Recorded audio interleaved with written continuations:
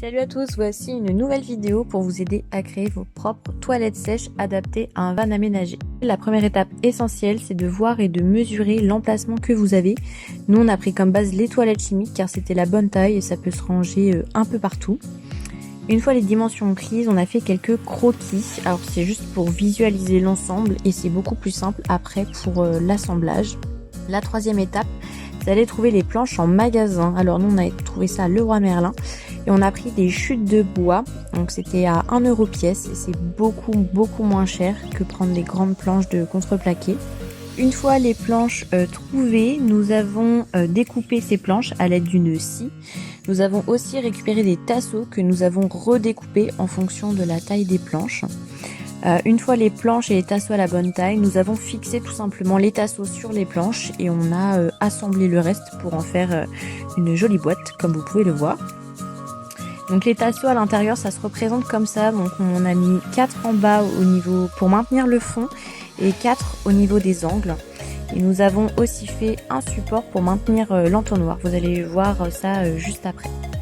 La 6e étape consiste à découper et fixer le couvercle. Donc là, nous avons pris une planche plus épaisse pour soutenir notre poids. Et après avoir pris les mesures, nous l'avons du coup découpé à la scie. Pour maintenir le couvercle, nous avons utilisé une charnière pour justement fixer la planche à la boîte. Donc on l'a acheté 2 €.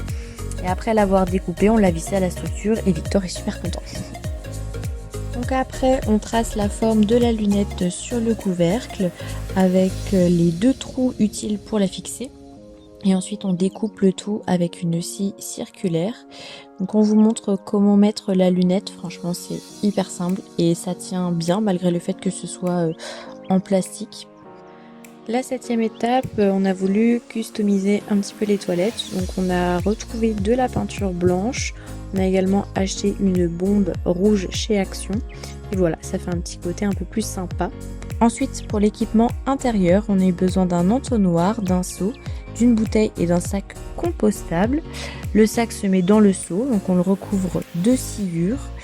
Nous avons fait le choix d'utiliser un sac de course pour le fond afin d'éviter les accidents, pour que ce soit plus pratique en cas d'accident.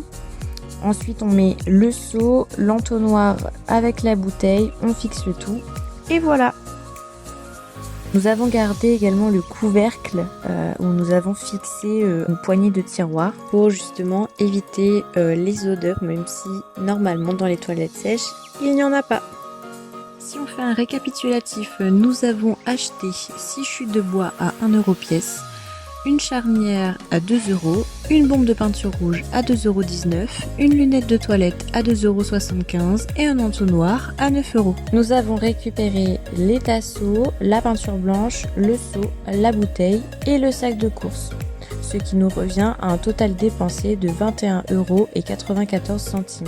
On espère que la vidéo vous aura plu, vous aura aidé si jamais vous avez envie de franchir le pas.